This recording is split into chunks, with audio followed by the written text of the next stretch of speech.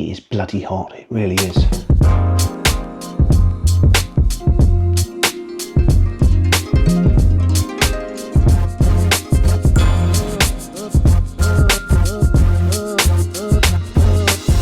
Hello and welcome to an AVForums short video overview of the JBL Tor 1 M3 Smart TX noise cancelling headphone, a title so long I have to look at my notes to make sure that I say it correctly.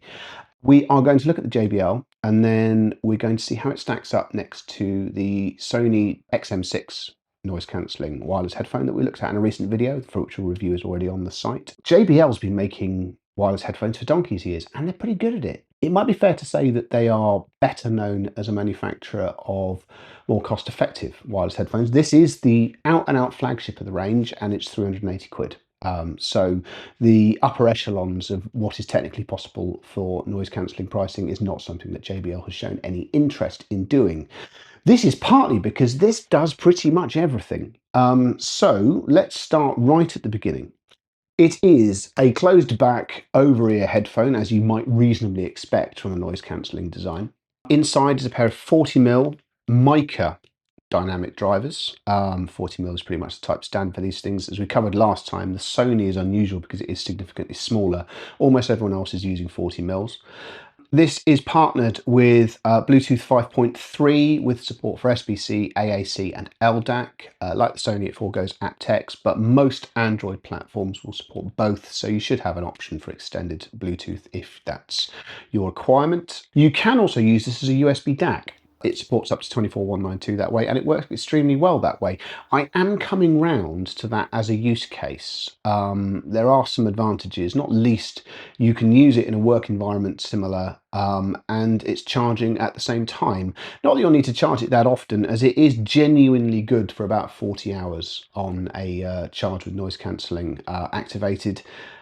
Because why wouldn't you have noise cancelling activated? You know, that's pretty competitive. It's longer than some key rivals. There's also support for spatial audio, like the Sony. Unlike the Sony, you can then, so long as you switch LDAC off, which is a bit odd, but you know, you've got to roll with that, you can use JBL's spatial audio to make non-spatial audio material have that sort of extra sort of space to it.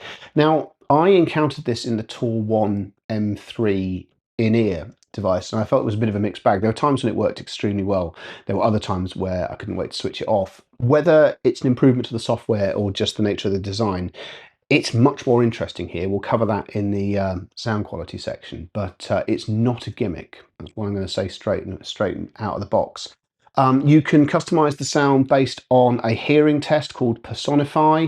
You can adjust the EQ. There are some preset EQs, including the legendary JBL Extreme Bass preset EQ, which is utterly unlistenable. So don't worry, if that's your thing, it's still there. And no less importantly, the control app for all of this is really very good indeed. It doesn't ask for any of your details.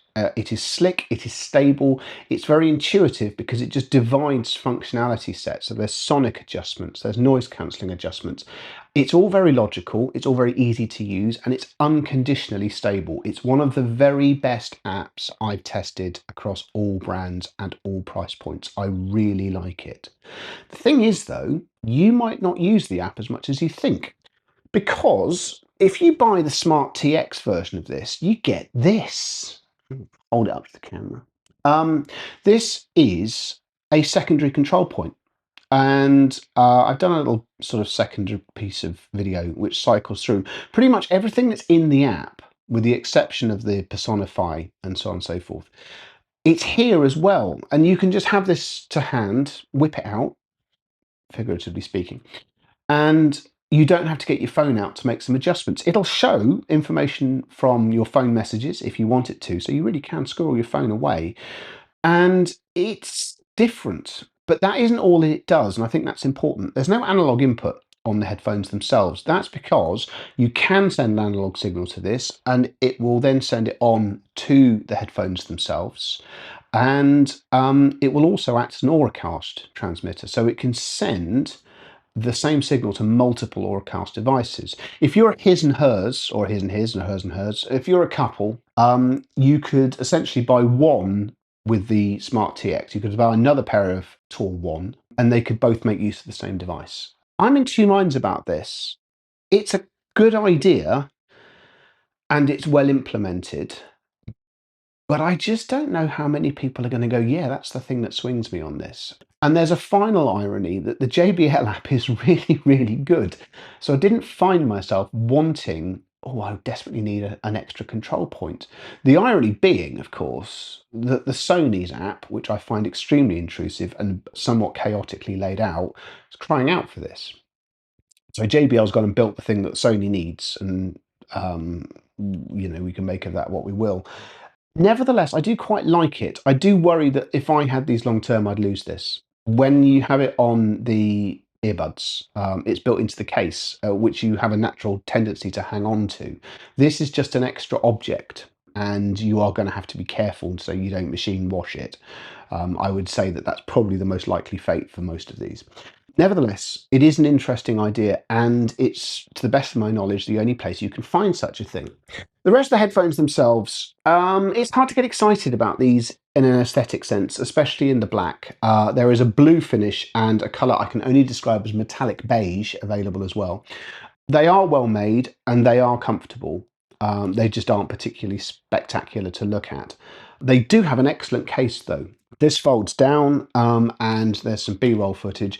The case that results is smaller than the Sony's case and smaller than the Bowers & Wilkins case, but this is much easier to put into its case than the Sony is to put into its case. So it's a win-win. If space is critical to you, JBL's done a really, really good job there. In terms of how it sounds, I've stated in the written review for this that in some ways what I say here is irrelevant. There are so many points of adjustment for the JBL. You can make it sound however the hell you want it to sound. As I say, if you start with the extreme bass option and then decide to throw in a bit of spatial emulation just for a laugh as well, the result is borderline unlistenable. But more important than that, if you start with the settings in flat, what results is probably the best and most honest sounding JBL headphone I've yet to test. It's generally accurate, and you can test it against more expensive reference points here, and what it's doing is recognizably down the line. From there, you can then just start ploughing through the various EQ and adjustment facilities and find what works for you. As I mentioned earlier, I've really enjoyed the Spatial emulator with quite a lot of material on this. When I'm traveling, moving around and so on and so forth, I'm not listening in a hi-fi sense. I just find that what you get is airy, spacious, more enjoyable, and a lot of fun. I'd also say we'll get these off the floor at this point, having literally a video recently said, this is the best TV and film viewing I've yet to encounter, that didn't last very long. Spatial and some of the settings for this, I really, really enjoyed it. There's even a spatial audio setting which is genuinely unsettlingly uncanny, where it will lock the information relative to the front of you, and if you turn your head, the information stays in front of you.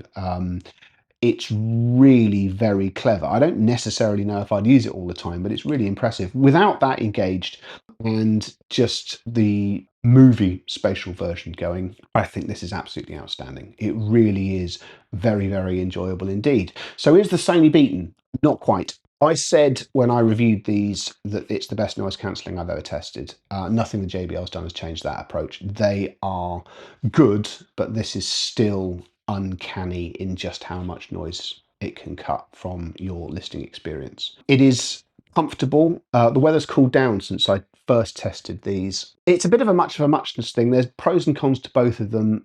This still exerts more sort of temperature on the head, but the weight distribution is excellent, the padding is excellent, it's fractionally more comfortable than JBL, but neither of them are unlivable with, and I still prefer the Bowers & Wilkins to both of them. There's also the small matter that, again, if you turn all the processing off on the Sony, what results is probably better than the JBL. You can then obviously start tweaking both of them to your heart's content. It's going to come down to subjectivity, which one of them you prefer. It's probably fair to say that this is the more hi-fi of the objects, but this is perhaps the more fun. And this is where it gets interesting, because in some ways, despite the fact that this might lose out in some technical senses to the Sony, I prefer using them. That combination of better app, The option of the Smart TX is there if I need it to be. Just the limitless tinkering that I can then start doing and have a sound for all seasons. Sometimes, not often, but sometimes it's how a product is to live with that can make the difference. And I just prefer living with these to these, even allowing for the sheer excellence of what they can do. It doesn't take away from what I said in the review. I stand by every word of that. But I can fully understand if you were side by side demoing these two products, why you'd end up with the JBL. What JBL's done here is done all the things that they do so well in terms of flexibility, in terms of the ability to change anything to suit how you want it to be, and just attached it to a product which just has a higher baseline sound quality than any JBL headphone I've tested before. The result is excellent, and it really is very, very good indeed. Being a purist, being someone that generally leaves most of these things turned off, the PX7S3 still does things that neither of these headphones can do, but it's nowhere near them in terms of the ability to tweak the sound and tweak what it's doing, and it can't hold a candle to either of them in terms of how it sounds when you're doing TV and film work. So if that matters to you, both of these are better, and the JBL is arguably the top of the pack. The end result is it's going to be a hell of a time deciding which one of these eventually bags an Editor's Choice Award, and I've got a lot of thinking to do, and I'm going to try and hold on to all three of them for as long as I can to try and work out who's going to get that, because there's cogent arguments for all of them. If you've enjoyed this update on where we are with wireless headphones, thank you very much. Please don't forget to like and subscribe to the channel. There'll be more content, some headphone related, some other things, and I look forward to seeing you again next time. Thank you, bye.